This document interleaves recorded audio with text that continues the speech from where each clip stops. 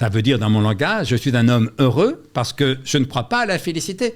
Et dès lors que je renonce à la félicité, à la satiété, à cette joie constante, permanente, immuable, je peux enfin profiter de la vie telle qu'elle est et donc me réjouir de ne pas être malheureux. Je me pose plusieurs questions par rapport à ça. Déjà, quand vous vivez donc ce deuil, ce moment en effet d'extrême malheur, comment faites-vous pour ne pas vous dire que vous ne connaîtrez plus jamais le bonheur ? Quand il vous paraît justement plus envisageable. Comment ne pas sombrer dans vraiment un réel désespoir ? Alors tout dépend de quoi on parle, parce que la félicité, je ne l'ai jamais connue.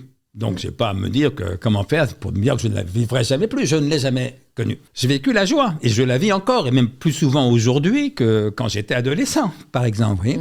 Voilà, et donc c'est justement parce que j'ai renoncé à la félicité, au bonheur absolu, que j'arrive à être heureux assez souvent, et même le plus souvent, quand tout va à peu près bien. Comme, si un de mes enfants est gravement malade, je suis comme tout le monde, je suis mort d'angoisse, évidemment.